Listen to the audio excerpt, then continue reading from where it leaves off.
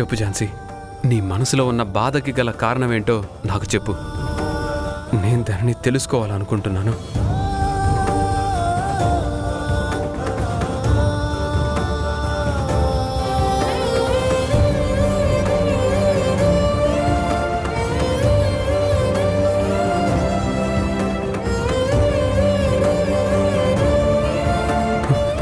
Jhansi please, Jhansi నాకు సమాధానం చెప్పు. Jhansi, Jhansi please, Jhansi, Jhansi please, Jhansi, Jhansi.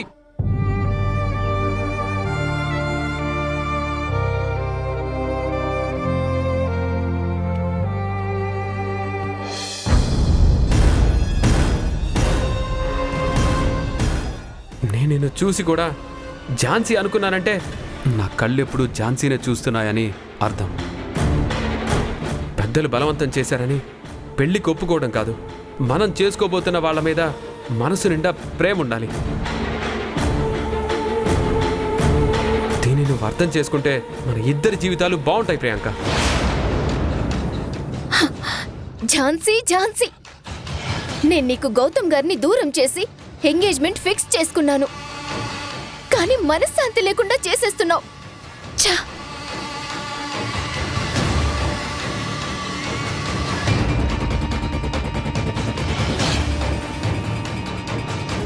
అమ్మ ప్రియాంక, భోజనానికి రాకుండా ఇక్కడే ఉన్నావేంటి?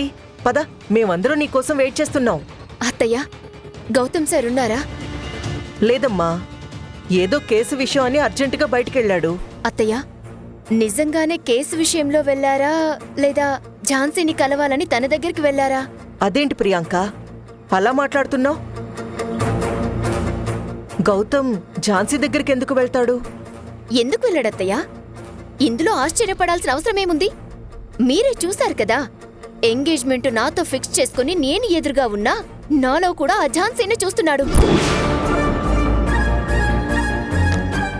నేనిక్కడికొచ్చి ఓ 4 రోజులు గౌతమ్ సార్కి దగ్గరగా ఉంటేనైనా ఆ ఝాన్సీని మర్చిపోతాడేమో, నన్ను తన మనసుకి దగ్గర చేసుకుంటాడేమో అనే ఆశతో వచ్చాను.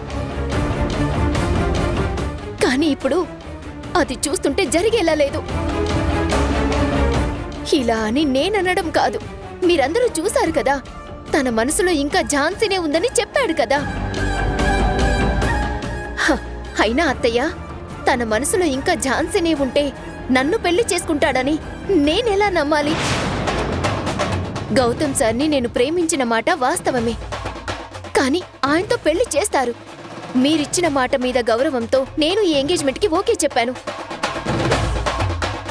నా కోసం గౌతమ్ సార్ అభిప్రాయం ఏంటో తెలుసుకోకుండా మా ఇంట్లో వాళ్ళు కూడా ఓకే చెప్పేశారు. కారణం నేను హ్యాపీగా ఉంటానని.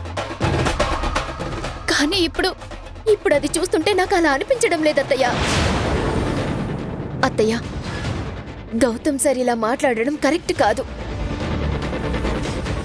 మీరు తనని ఎలా కంట్రోల్ చేస్తారో చెయ్యండి, కానీ ఝాన్సీ పేరు మాత్రం గౌతమ్ సార్ నోటి నుంచి నేను అస్సలు వినకూడదు.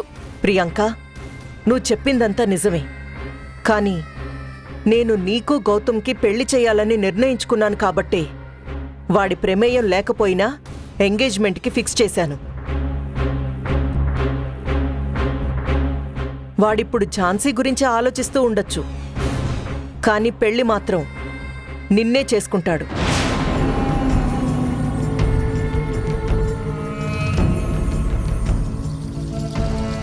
తాళి నీ మెళ్ళోనే కడతాడు.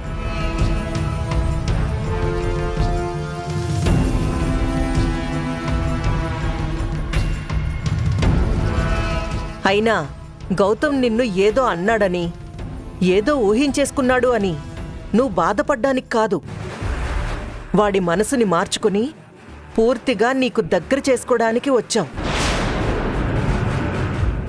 అలాగే ఝాన్సీని వాడి మనసులో నుంచి పూర్తిగా దూరం చేయడానికొచ్చావు. ఝాన్సీ ఎక్కడో ఉండి తన గురించే ఆలోచించేలా చేస్తున్నప్పుడు నువ్వు ఇక్కడే ఉంటూ గౌతమ్ని నీ గురించి ఆలోచించేలా చేయలేవా? వాడి మనసుని మార్చలేవా? ప్రియాంక, గౌతమ్ నా మాట కాదనడనే నమ్మకం నాకుంది. వాడు ఇంకా ఆ ఝాన్సీని మర్చిపోవాలి. గౌతమ్కి వేరే ఆప్షన్ నేనివ్వలేదు. నేను ఎంతో చేశాను. నువ్వు కొంచెమైనా ఏదో ఒకటి చేసి వాడి ప్రేమని సాధించు. సరే అత్తయ్య, మీరు చెప్పినట్టే చేస్తాను. సరే అయితే పద, భోంచేద్దాం. అత్తయ్య, నాకిప్పుడు ఆకలిగా లేదు. నేను కొంచెం సేపుండి వచ్చి తింటాను. సరే అమ్మా. హ్మ్.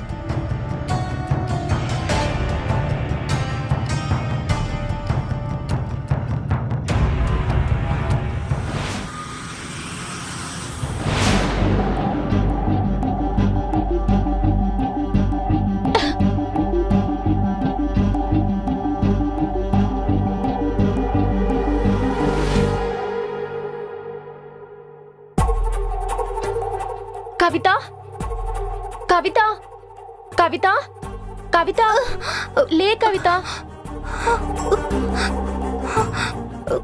లే. మనం ఇంక ఈ మృగాలకి బలవలసిందేనా? ఇలా ఎన్ని రోజులు ఇక్కడే ఉండాలక్క? మనం ఇక్కడికి వచ్చి ఎన్ని రోజులు అవుతుందో కూడా ఏం అర్థం కావట్లేదక్క. మన గురించి ఆలోచిస్తూ మన అమ్మ వాళ్ళు ఎంతగా ఏడుస్తున్నారో. ఈ నరకాన్ని భరించడం కంటే చచ్చిపోవడమే మంచిదక్క.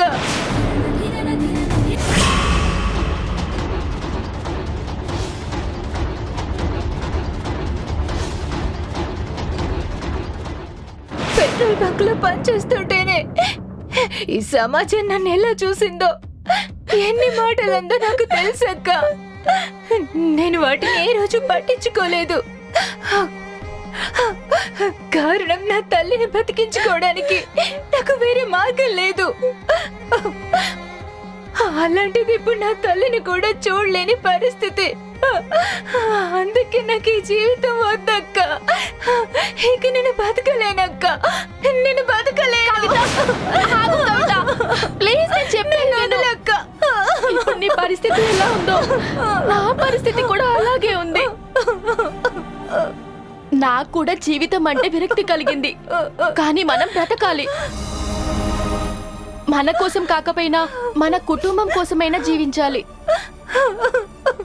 నువ్వు చనిపోతే మీ అమ్మని చూసుకునేదెవరు? మీ అమ్మకి ట్రీట్మెంట్ చేయించేదెవరు? నువ్వు కాకుండా మీ అమ్మకి ఎవరైనా ఉన్నారా ఇంకా? కూర్చో. దేవుడు మనల్ని హింసించడానికి ఇలాంటి దుర్మార్గులను పుట్టించినట్టే మనకి న్యాయం చేయడం కోసం కూడా ఒక మనిషిని పుట్టించుంటాడు. అప్పటి వరకు మనం ఆశతో బ్రతికుండాలి. న్యాయం కోసం ఎదురు చూస్తూ ఉండాలి. అవసరమైతే పోరాడాలి. ఈ రోజు వాళ్ళు వచ్చేలోగా మనం ఎలాగైనా సరే బయటపడాలి.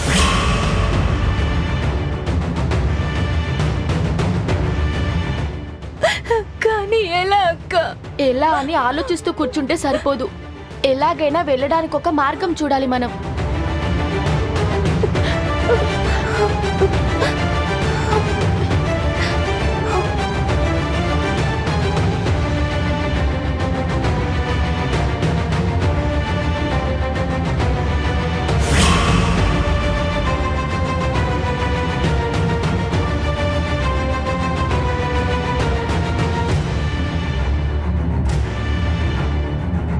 అక్క, రూమ్ అంతా ఎటు చూసినా కూడా తప్పించుకునే అవకాశం లేదు. ఇప్పుడు ఏం చేద్దాం అక్క? ఎలా తప్పించుకుందాం?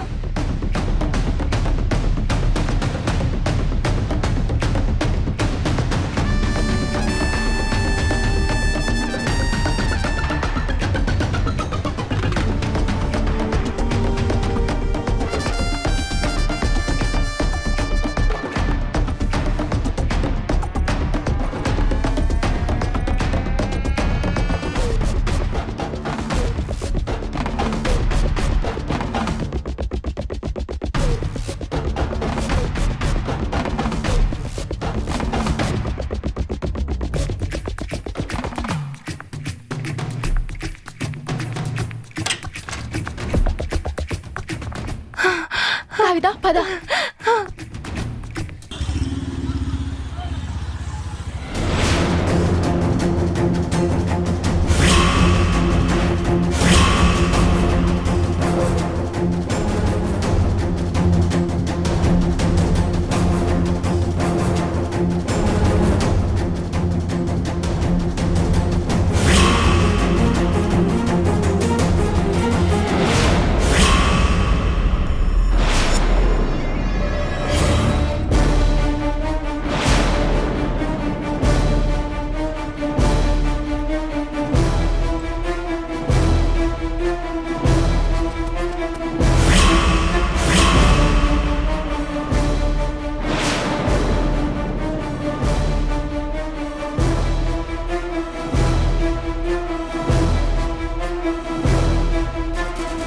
రేయ్, ఆ ఇద్దరిని వేసేసి త్వరగా ఎక్కడికైనా వెళ్ళి చిల్ అవుదాంరా. ఇది రావడం లేపేయడం ఎంతసేపు రా? చిటికలో లేపేస్తాను పదా.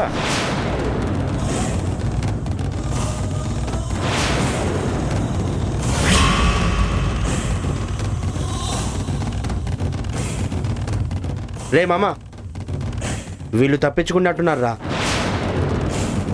రేయ్, ఫామ్ హౌస్ మొత్తం వెతకండి. వాళ్ళు ఇక్కడ నుండి అడుగు బయట పెడితే మనకు ప్రమాదం. పదండి.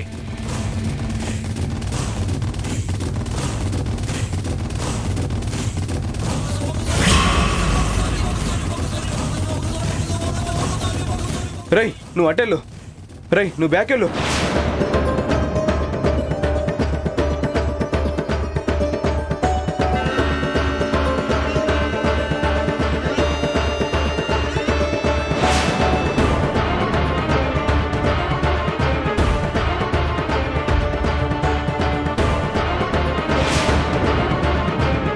రేయ్ మామా, వాళ్ళు ఇక్కడే ఉన్నారు.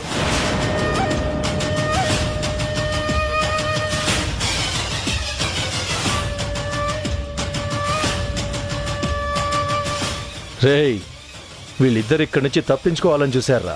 మనం ఇలాంటిదేదో జరుగుతుందని ముందే ఊహించి కరెక్ట్గా ప్లాన్ చేసి ఆ నెట్ అరేంజ్ చేయడం వల్ల వాళ్ళు భలే దొరికారా. రేయ్,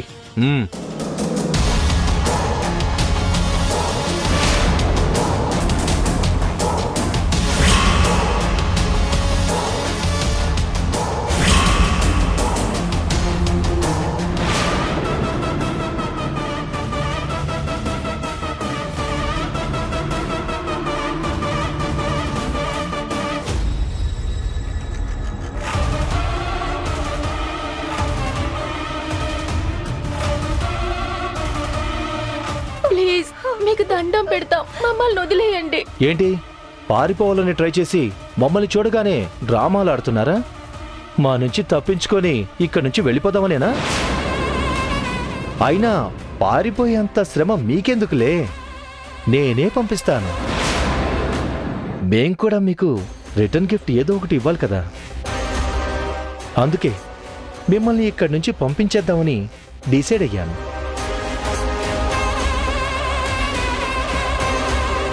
పంపిస్తాను అనగానే ఇద్దరు ఫేసుల్లో సంతోషం కనబడుతుంది.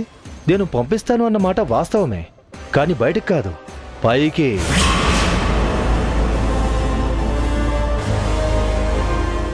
మీరు ఇక్కడి నుంచి బయటకు వెళ్ళాలంటే అది శవాలుగా మాత్రమే వెళ్ళాలి.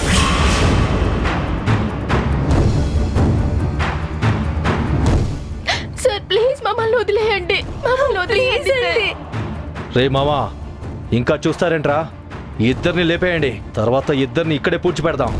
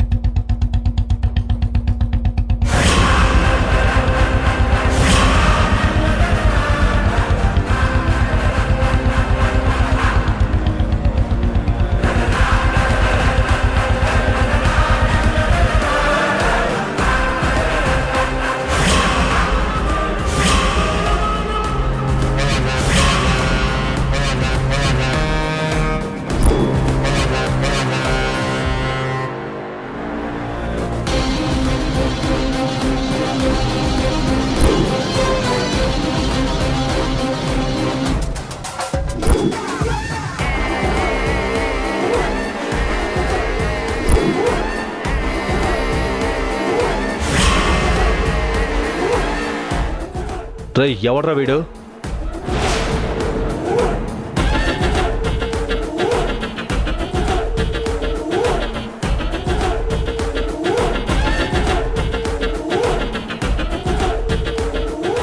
మామా, ఈ పోలీసుడు నన్ను ఎన్కౌంటర్ చేయబోయాడు.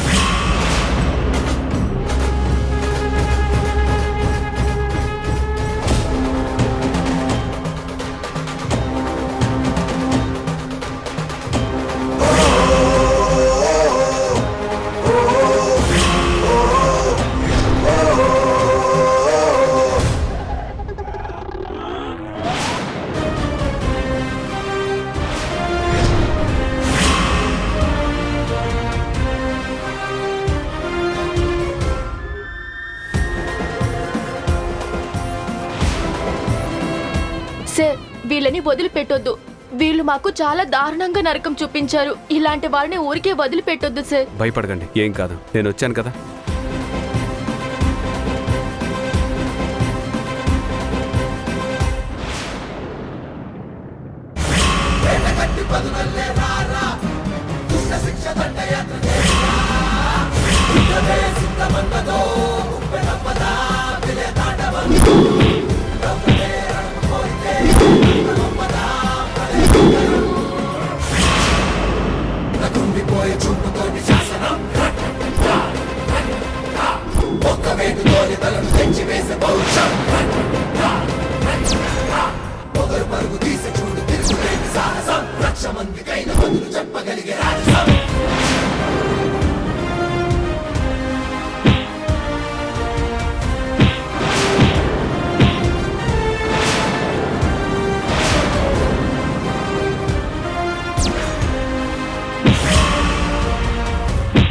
సార్ కొట్టండి సార్, గట్టిగా కొట్టండి, చంపేయండి సార్.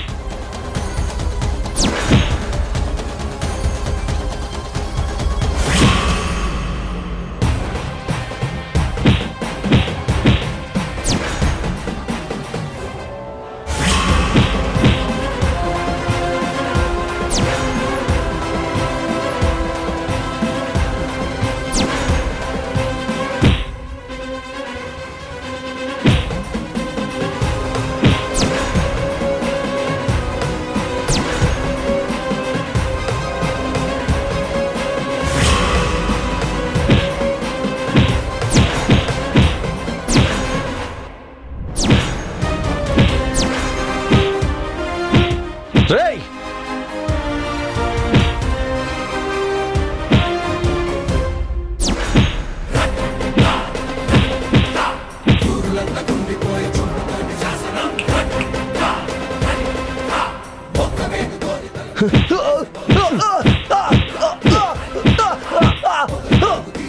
రేయ్, కూర్చోరా, కూర్చోరా, కూర్చో, కూర్చో, కూర్చో, కూర్చో, కూర్చో.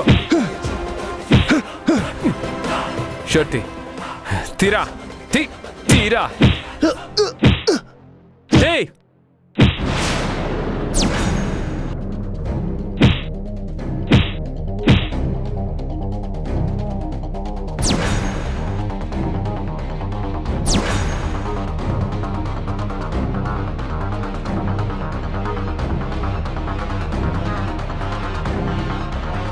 ఆడపిల్లల జీవితాలతో ఆడుకుంటారా?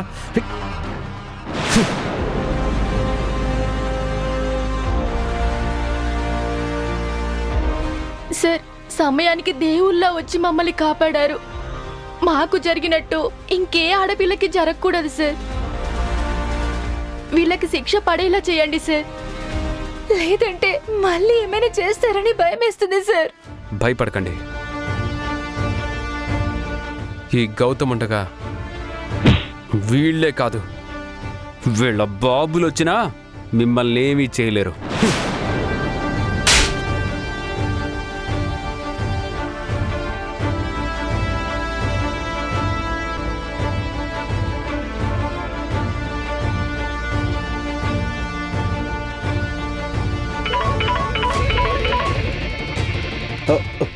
Hello sir.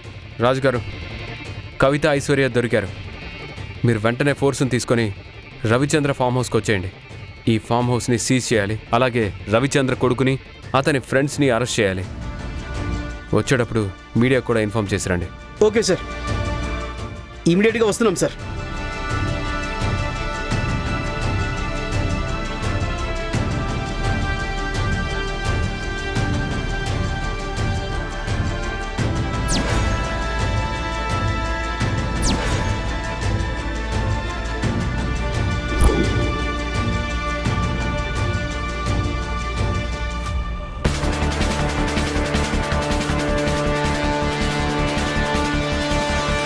సార్.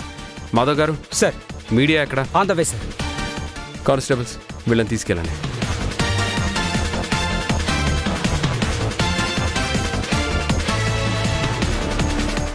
ఏంట్రా చూస్తున్నావు?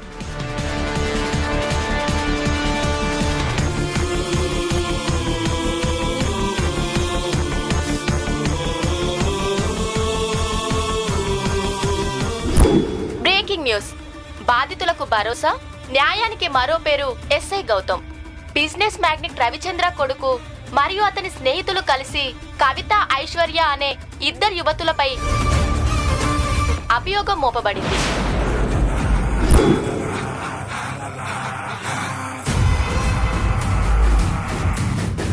నా కొడుక్కి పరిస్థితి తీసుకురావడానికి ఒక రకంగా మీరు కూడా కారణం. ఇప్పుడు చెప్తున్నాను, మీ కొడుక్కి కూడా నా కొడుక్కి పట్టిన గతే పట్టిస్తాను. ఇలాంటి నిజాయితీ గల పోలీస్ ఆఫీసర్ నా కడుపును పుట్టడం అంటే నేను ఎన్నో జన్మల చేసుకున్న అదృష్టం. బాబాయ్ నిజంగా గ్రేట్ కదా. అయితే బాబాయ్కి ఒక్కసారి సెల్యూట్ చేయాల్సిందే.